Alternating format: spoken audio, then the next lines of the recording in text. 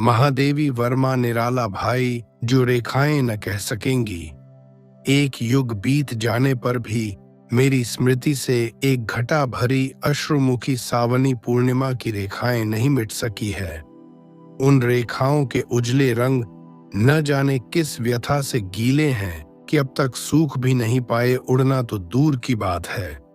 उस दिन मैं बिना कुछ सोचे हुए ही भाई निराला जी से पूछ बैठी थी, आपके किसी ने राखी नहीं बांधी? अवश्य ही उस समय मेरे सामने उनकी बंधन शून्य कलाई और पीले कच्चे सूत की ढेरों राखियां लेकर घूमने वाले यजमान खोजियों का चित्र था।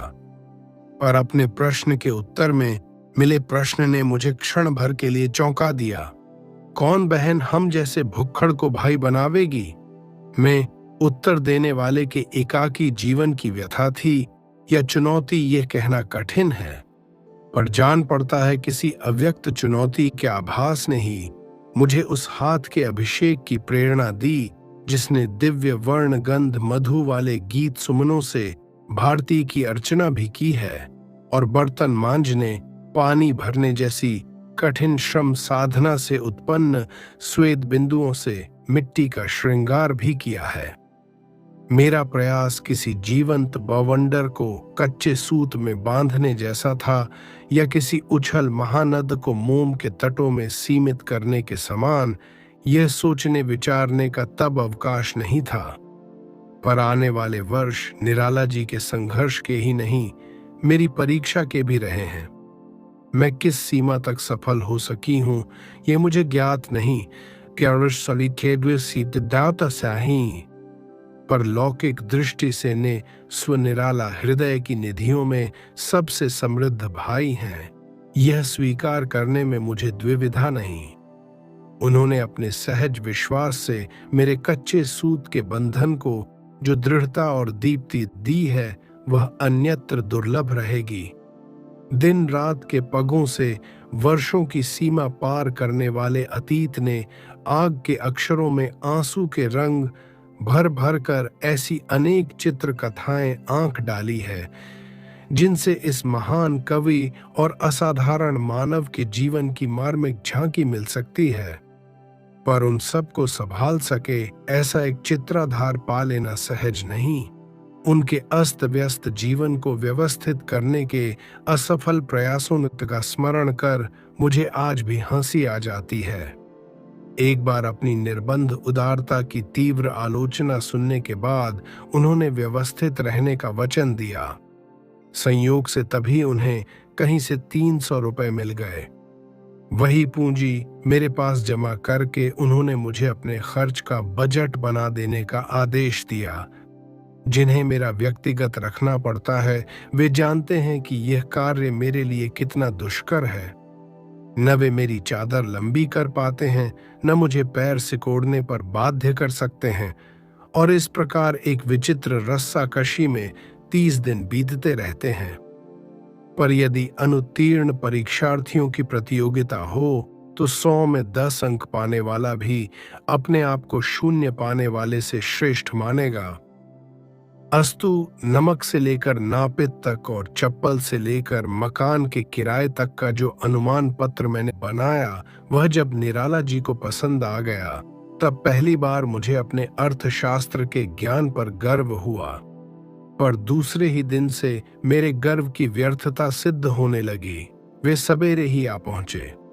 50 रुपए चाहिए, किसी विद्यार्थी का परीक्षा शुल्क जमा करना है, अन्यथा वह परीक्षा में नहीं बैठ सकेगा। संध्या होते होते किसी साहित्यिक मित्र को 60 देने की आवश्यकता पड़ गई। दूसरे दिन लखनऊ के किसी तांगे वाले की मां को 40 मनी ऑर्डर करना पड़ा। दोपहर को किसी दिवंगत मित्र की भतीजी के विवाह के लिए 100 देना अनिवार्य हो गया। सारांश यह कि तीसरे दिन उनका जमा किया हुआ रुपया समाप्त हो गया और तब उनके व्यवस्थापक के नाते यह दान खाता मेरे हिस्से आ पड़ा। एक सप्ताह में मैंने समझ लिया कि यदि ऐसे अवढरदानी को न रोका जावे तो ये मुझे भी अपनी स्थिति में पहुंचाकर दम लेंगे। तब से फिर कभी उनका बजट बनाने का दुस्साहस मैंने नहीं किया। पर उनकी अस्त व्यस्तता में बाधा पहुंचाने का अपना स्वभाव मैं अब तक नहीं बदल सकी हूं। बड़े प्रयत्न से बनवाई रजाई, कोट जैसी नित्य व्यवहार की वस्तुएं भी जब दूसरे ही दिन किसी अन्य का कष्ट दूर करने के लिए अंतर्धान हो गईं, तब अर्थ के संबंध में क्या कहा जावे जो साधन मात्र है। वह संध्या भी मेरी स्मृति में विशेष महत्व रखती है, जब श्रद्धेय मैथिली शरण जी निराला जी का आतिथ्य ग्रहण करने गए। बगल में गुप्त जी के बिछौने का बंडल दबाए, दिया स्लाई के क्षण प्रकाश क्षण अंधकार में तंग सीढ़ियों का मार्ग दिखाते हुए निराला जी हमें उस कक्ष में ले गए जो उनकी कठोर साहित्य साधना का मूक साक्षी रहा है। आले पर कपड़े की आधी जली बत्ती से भरा, पल तेल से खाली मिट्टी का दिया मानो अपने नाम की सार्थकता के लिए ही जल उठने का प्रयास कर रहा था। यदि उसके प्रयास को स्वर मिल सकता तो वह निश्चय ही हमें मिट्टी के तेल की दुकान पर लगी भीड़ में सबसे पीछे खड़े एसएस और सबसे बालिष्ट भर ऊंचे गृह स्वामी की दीर्घ पर निष्फल प्रतिज्ञा की कहानी सुना सकता। रसोई घर में 2-3 अधजली लकड़ियां, औंधी पड़ी बटलोई और खूंटी से लटकती हुई आटे की छोटी सी गठरी आदि मानो उपवास चिकित्सा के लाभों की व्याख्या कर रहे थे। वह आलोक रहित सुख सुविधा शून्य घर गृह स्वामी के विशाल आकार और उससे भी विशालतर आत्मीयता से भरा हुआ था। अपने संबंध में बेसुध निराला जी अपने अतिथि की सुविधा के लिए सतर्क प्रहरी हैं। वैष्णव अतिथि की सुविधा का विचार कर वे नया घड़ा खरीद कर गंगा जल ले आए और धोती चादर जो कुछ घर में मिल सका सब तख्त पर बिछाकर उन्हें प्रतिष्ठित किया। तारों की छाया में उन दोनों मर्यादावादी और विद्रोही महाकवियों ने क्या कहा सुना यह मुझे ज्ञात नहीं, पर सवेरे गुप्त जी को ट्रेन में बैठाकर वे मुझे उनके सुख शयन का समाचार देना न भूले। ऐसे अवसरों की कमी नहीं जब वे अकस्मात पहुंचकर कहने लगे, मेरे इक्के पर कुछ लकड़ियां, थोड़ा घी आदि रखवा दो, अतिथि आए हैं, घर में सामान नहीं है। उनके अतिथि ये यहाँ भोजन करने आ जावें, सुनकर उनकी दृष्टि में बालकों जैसा विस्मय छलक आता है। जो अपना घर समझ कर आए हैं उनसे यह कैसे कहा जावे कि उन्हें भोजन के लिए दूसरे घर जाना होगा। भोजन बनाने से लेकर झूठे बर्तन मांजने तक का काम वे अपने अतिथि देवता के लिए सहर्ष करते हैं। 33 कोटि देवताओं के देश में इस वर्ग के देवताओं की संख्या कम नहीं, पर आधुनिक युग ने उनकी पूजा विधि में बहुत कुछ सुधार कर लिया है। अब अतिथि पूजा के पर्व कम ही आते हैं और यदि आ भी पड़े तो देवता के अभिषेक, श्रृंगार आदि संस्कार बेरा आदि ही संपन्न करा देते हैं। पुजारी गृहपति को तो भोग लगाने की मेज पर उपस्थित रहने भर का कर्तव्य संभालना पड़ता है। कुछ देवता जैसे इस कर्तव्य से भी उसे मुक्ति दे देते हैं। ऐसे युग में आतिथ्य की दृष्टि से निराला जी में वही पुरातन संस्कार है जो इस देश के ग्रामीण किसान में मिलता है। उनके भाव की अतल गहराई और अबाध वेग भी आधुनिक सभ्यता के छिछले और बंधे भाव व्यापार से भिन्न है। उनकी व्यथा की सघनता जानने का मुझे एक अवसर मिला है। श्री सुमित्रानंदन जी दिल्ली में टाइफाइड ज्वर से पीड़ित थे। इसी बीच घटित को साधारण और अघटित को समाचार मानने वाले किसी समाचार पत्र ने उनके स्वर्गवास की झूठी खबर छाप डाली। निराला जी कुछ ऐसी आकस्मिकता के साथ आ पहुंचे थे कि मैं उनसे यह समाचार छिपाने का भी अवकाश न पा सकी। समाचार के सत्य में मुझे विश्वास नहीं था, पर निराला जी तो ऐसे अवसर पर तर्क की शक्ति ही खो बैठते हैं। वे लड़खड़ा कर सोफे पर बैठ गए और किसी अव्यक्त वेदना की तरंग के स्पर्श से मानो पाषाण में परिवर्तित होने लगे। उनकी झुकी पलकों से घुटनों पर चूने वाली आंसू की बूंदें बीच बीच में ऐसे चमक जाती थीं मानो प्रतिमा से झड़े हुए जूही के फूल हों। स्वयं अस्थिर होने पर भी मुझे निराला जी को सांत्वना देने के लिए स्थिर होना पड़ा। यह सुनकर कि मैंने ठीक समाचार जानने के लिए तार दिया है, वे व्यथित प्रतीक्षा की मुद्र में तब तक बैठे रहे जब तक रात में मेरा फाटक बंद होने का समय न आ गया। सवेरे 4 बजे ही फाटक खटखटाकर जब उन्होंने तार के उत्तर के संबंध में पूछा, तब मुझे ज्ञात हुआ कि वे रात भर पार्क में खुले आकाश के नीचे ओस से भीगी धूप पर बैठे सवेरे की प्रतीक्षा करते रहे हैं। उनकी निस्तब्ध पीड़ा जब कुछ मुखर हो सकी, तब वे इतना ही कह सके, अब हम भी गिरते हैं। पंथ के साथ तो रास्ता कम अखरता था, पर अब सोचकर ही थकावट होती है। प्राय एक स्पर्धा का तार हमारे सौहार्द के फूलों को वेध कर उन्हें एकत्र रखता है। फूल के झड़ते या खिसकते ही काला तार मात्र रह जाता है। इसी से हमें किसी सहयोगी का बिछोह अकेलेपन की तीव्र अनुभूति नहीं देता।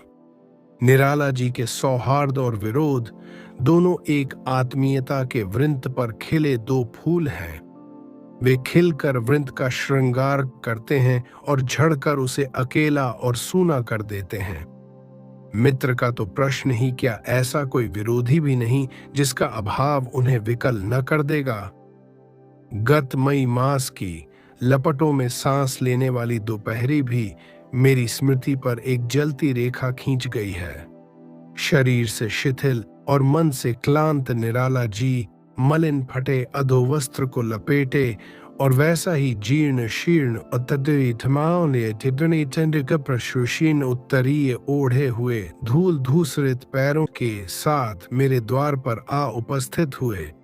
अपरा पर 2100 पुरस्कार की सूचना मिलने पर उन्होंने मुझे लिखा था कि मैं अपनी सांस्थिक मर्यादा से वह रुपया मंगवा लूं।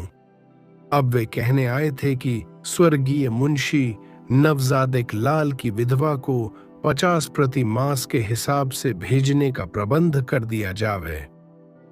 उक्त धन का कुछ अंश भी क्या वे अपने उपयोग में नहीं ला सकते? के उत्तर में उन्होंने उसी सरल विश्वास के साथ कहा, वह तो संकल्पित अर्थ है, अपने लिए उसका उपयोग करना अनुचित होगा।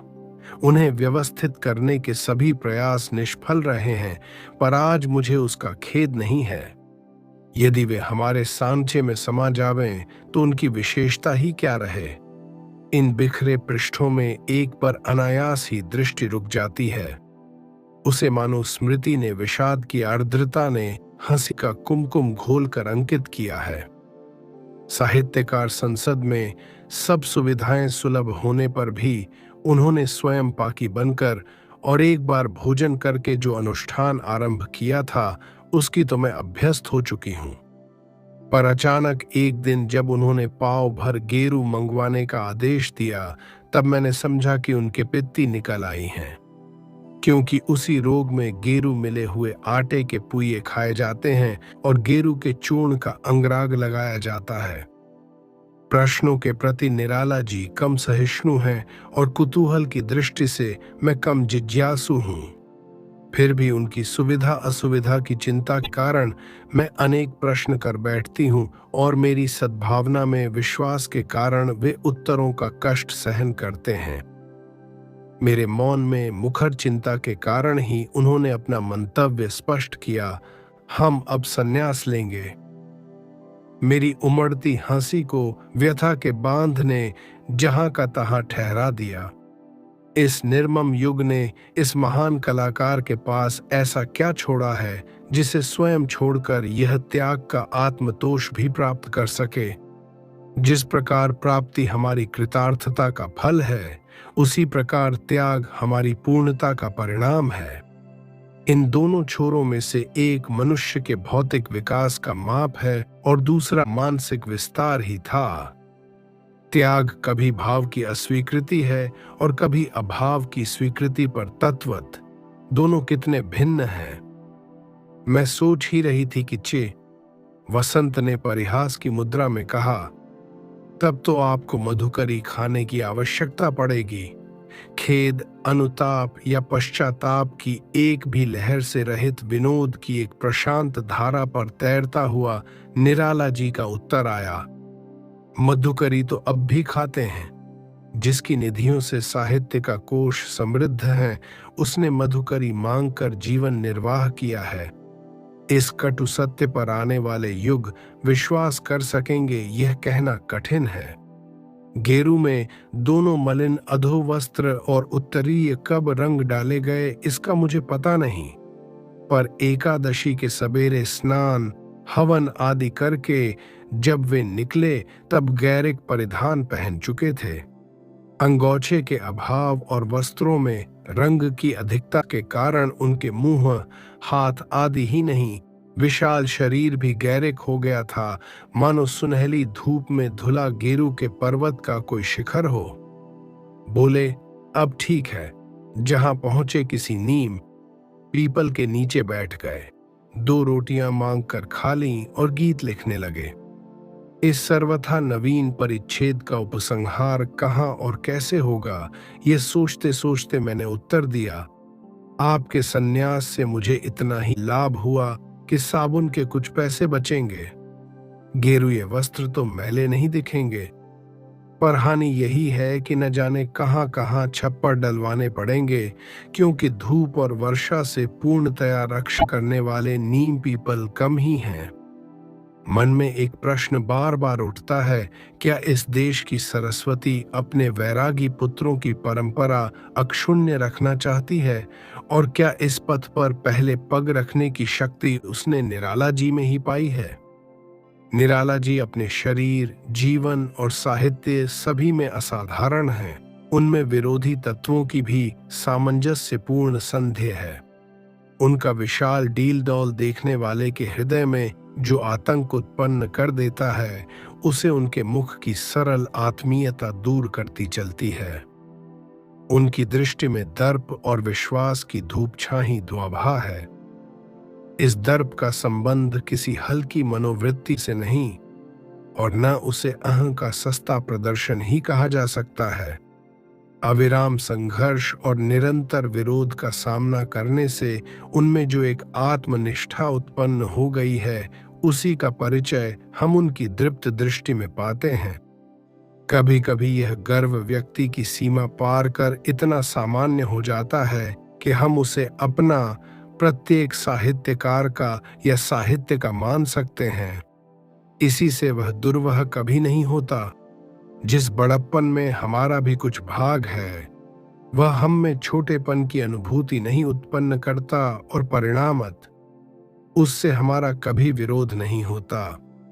निराला जी की दृष्टि में संदेह का वह पैनापन नहीं जो दूसरे मनुष्य के व्यक्त परिचय का अविश्वास कर उसके मर्म को वेधना चाहता है। उनका दृष्टिपात उनके सहज विश्वास की वर्णमाला है।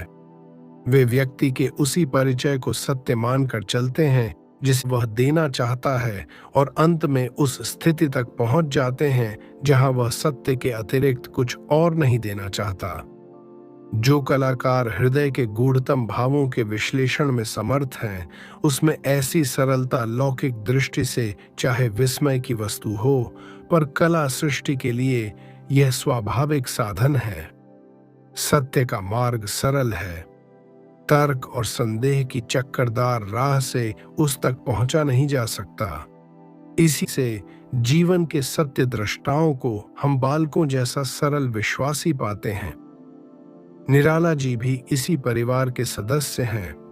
किसी अन्याय के प्रतिकार के लिए उनका हाथ लेखनी से पहले उठ सकता है, अथवा लेखनी हाथ से अधिक कठोर प्रहार कर सकती है, पर उनकी आंखों की स्वच्छता किसी मलिन द्वेष में तरंगायित नहीं होती।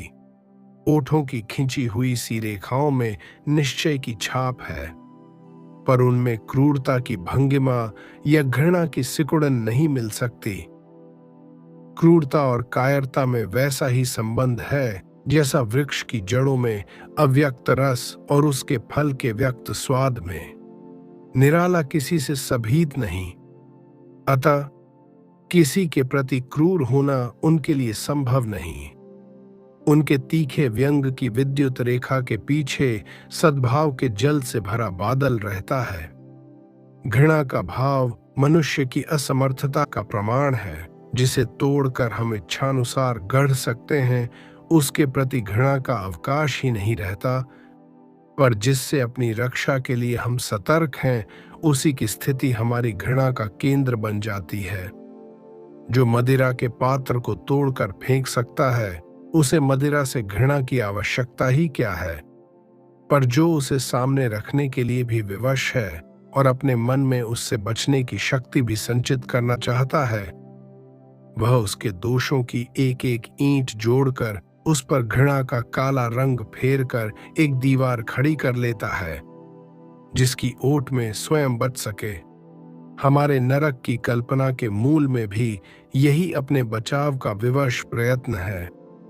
जहां संरक्षित दोष नहीं, वहां सुरक्षित घृणा भी संभव नहीं।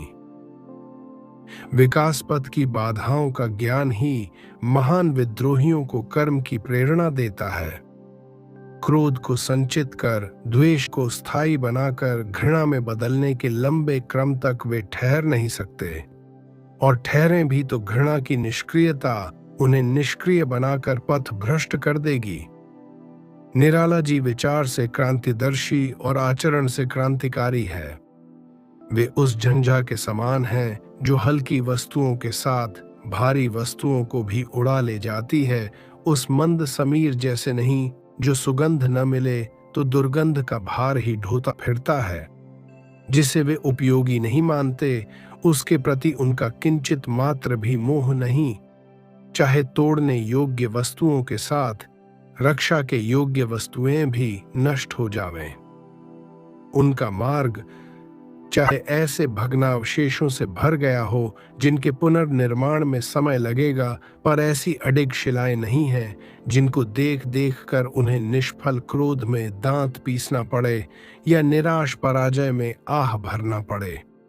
मनुष्य की संचय वृत्ति ऐसी है कि वह अपनी उपयोगहीन वस्तुओं को भी संग्रहित रखना चाहता है। इसी स्वभाव के कारण बहुत सी रूढ़ियां भी उसके जीवन के अभाव को भर देता है। विद्रोह स्वभावगत होने के कारण निराला जी के लिए ऐसी रूढ़ियों पर प्रहार करना जितना प्रयासहीन होता है, उतना ही कौतुक का कारण। दूसरों की बद्धमूल धारणाओं पर आघात कर उनकी खिजलाहट पर वे ऐसे ही प्रसन्न होते हैं जैसे होली के दिन कोई नटखट लड़का, जिसने किसी की 3 पैर की कुर्सी के साथ, किसी की सर्वांगपूर्ण चारपाई, किसी की टूटी तिपाई के साथ किसी की नई चौकी होलिका में स्वाहा कर डाली हो। उनका विरोध द्वेष मूलक नहीं पर चोट कठिन होती है। इसके अतिरिक्त उनके संकल्प और कार्य के बीच में ऐसी प्रत्यक्ष कड़ियां नहीं रहती जो संकल्प के औचित्य और कर्म के सौंदर्य की व्याख्या कर सकें। उन्हें समझने के लिए जिस मात्रा में बौद्धिकता चाहिए, उसी मात्रा में हृदय की संवेदनशीलता अपेक्षित रहती है। ऐसा संतुलन सुलभ न होने के कारण उन्हें पूर्णता में समझने वाले विरल मिलते हैं। ऐसे 2 व्यक्ति सब जगह मिल सकते हैं जिनमें एक उनकी नम्र उदारता की प्रशंसा करते नहीं थकता और दूसरा उनके उद्दत व्यवहार की निंदा करते नहीं हारता। जो अपनी चोट के पार नहीं देख पाते, वे उनके निकट पहुंच ही नहीं सकते।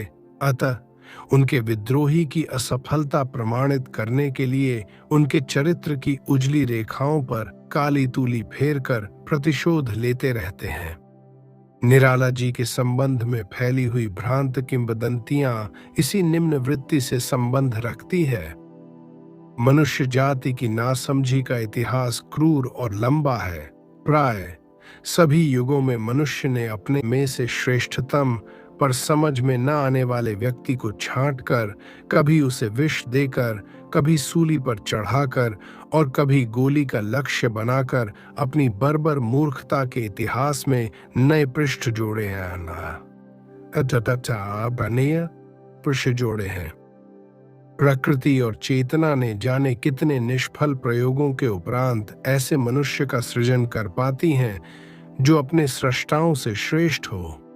पर उसके सजातीय ऐसे अद्भुत सृजन को नष्ट करने के लिए इससे बड़ा कारण खोजने की भी आवश्यकता नहीं समझते कि वह उनकी समझ के परे है अथवा उसका सत्य इनकी भ्रांतियों से मेल नहीं खाता।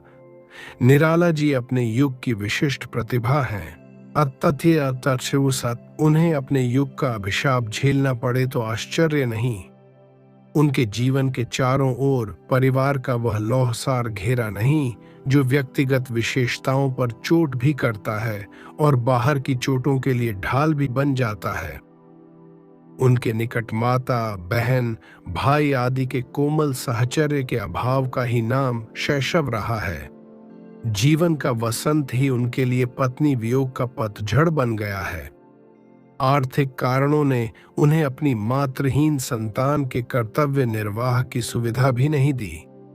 पुत्री के अंतिम क्षणों में वे निरुपाय दर्शक रहे और पुत्र को उचित शिक्षा से वंचित रखने के कारण उसकी उपेक्षा के पात्र बने। अपनी प्रतिकूल परिस्थितियों से उन्होंने कभी ऐसी हार नहीं मानी जिसे सह्य बनाने का सलाह्य बनाने के लिए हम समझौता कहते हैं। स्वभाव से उन्हें वह निश्चल वीरता मिली है जो अपने बचाव के प्रयत्न को भी कायरता की संज्ञा देती है। उनकी वीरता राजनीतिक कुशलता नहीं, वह तो साहित्य की एक निष्ठता का पर्याय है। छल के व्यूह में छिपकर लक्ष्य तक पहुंचने को साहित्य लक्ष्य प्राप्ति नहीं मानता। जो अपने पथ की सभी प्रत्यक्ष बाधाओं को चुनौती देता हुआ, सभी आघातों को हृदय पर झेलता हुआ लक्ष्य तक पहुंचता है, उसी को युग सृष्टा साहित्यकार कह सकते हैं। निराला जी ऐसे ही विद्रोही साहित्यकार हैं। जिन अनुभवों के दंशन का विष साधारण मनुष्य की आत्मा को मूर्छित करके उसके सारे जीवन को विषाक्त बना देता है, उसी से उन्होंने सतत जागरूकता और मानवता का अमृत प्राप्त किया है। किसी की व्यथा इतनी हल्की नहीं जो उनके हृदय में गंभीर प्रतिध्वनि नहीं जगाती। किसी की आवश्यकता इकलिया इतनी छोटी नहीं जो उन्हें सर्वस्व दान की प्रेरणा नहीं देती। अर्थ की जिस शिला पर हमारे युग के नए जाने कितने साधकों की साधना तरियां चूर चूर हो चुकी हैं, उसी को वे अपने अदम्य वेग में पार कर आए हैं। उनके जीवन पर उस संघर्ष के जो आघात हैं, वे उनकी हार के नहीं, शक्ति के प्रमाण पत्र हैं। उनकी कठोर श्रम, गंभीर दर्शन और सजग कला की त्रिवेणी न अछोर मरु में सूखती है, न अकूल समुद्र में अस्तित्व खोती है। जीवन की दृष्टि से निराला जी किसी दुर्लभ सीप में ढले सुडौल मोती नहीं हैं, जिसे अपनी महार्धता का साथ देने के लिए स्वर्ण और सौंदर्य प्रतिष्ठा के लिए अलंकार का रूप चाहिए। वे तो अनगढ़ पारस के भारी शिलाखंड हैं। न मुकुट में जड़कर कोई उसकी गुरुता संभाल सकता है और न पदत्राण बनाकर कोई उसका भार उठा सकता है। वह जहां है वहीं उसका स्पर्श सुलभ है। यदि स्पर्श करने वाले में मानवता के लौह परमाणु हैं, तो किसी और से भी स्पर्श करने पर वह स्वर्ण बन जाएगा। पारस की अमूल्यता दूसरों का मूल्य बढ़ाने में है। उसके मूल्य में न कोई कुछ जोड़ सकता है न घटा सकता है। आज हम दंभ और स्पर्धा, अज्ञान और भ्रांति की ऐसी कुहेलिका में चल रही हैं जिसमें स्वयं को पहचानना तक कठिन है। सहयात्रियों को यथार्थता में जानने का प्रश्न ही नहीं उठता। पर आने वाले युग इस कलाकार की एकाकी यात्रा का मूल्य आंक सकेंगे, जिसमें अपने पैरों की चाप तक आंधी में खो जाती है। निराला जी के साहित्य की शास्त्रीय विवेचना तो आगामी युगों के लिए भी सुकर रहेगी, पर उस विवेचना के लिए जीवन की जिस पृष्ठभूमि की आवश्यकता होती है, उसे तो उनके समकालीन ही दे सकते हैं। साहित्यकार के जीवन का विश्लेषण उसके साहित्य के मूल्यांकन से कठिन है। साहित्य की कसौटी सर्वमान्य होती है, पर उसकी उर्वर भूमि आलोचक के विशेष दृष्टि बिंदु को फूलने फलने का आकाश दे सकती है। एक कविता का विशेष भाव, एक चित्र का विशेष रंग और एक गीत की विशेष लय किसी के लिए रहस्य के द्वार खोल सकती है और किसी से टकराकर व्यर्थ हो जाती है। पर जीवन का इतिवृत्त इतनी विविधता नहीं संभाल सकता। एक व्यक्ति का कर्म समाज को या हानि पहुंचा सकता है या लाभ। अतः व्यक्तिगत रुचि के कारण यदि कोई हानि पहुंचाने वाले को अच्छा कहे या लाभ पहुंचाने वाले को बुरा, तो समाज उसे अपराधी मानेगा। ऐसी स्थिति में कर्म के मूल्यांकन में विशेष सतर्क रहने की आवश्यकता पड़ती है। असाधारण प्रतिभावान और अपने युग से आगे देखने वाले कलाकारों के इतिवृत्त के चित्रण में एक और भी बाधा है। जब उनके समान धर्मा उनके जीवन का मूल्यांकन करते हैं, तब कभी तो स्पर्धा उनकी तुला को ऊंचा नीचा करती रहती है और कभी अपनी विशेषताओं का मोह उन्हें सहयोगियों में अपनी प्रतिकृति देखने के लिए विवश कर देता है। जब छोटे व्यक्तित्व वाले किसी असाधारण व्यक्तित्व की व्याख्या करने चलते हैं, तब कभी तो उनकी लघुता उसे घेर नहीं पाती और कभी उसके तीव्र आलोक में अपने अहं को उद्भासित कर लेने की दुर्बलता उन्हें घेर लेती है। इस प्रकार महान कलाकारों के यथार्थ चित्र व्याख्या बहुल हों तो विस्मय की बात नहीं। साहित्य के नवीन युगपथ पर निराला जी की अंक संस्कृति गहरी और स्पष्ट, उज्ज्वल और लक्ष्यनिष्ठ रहेगी।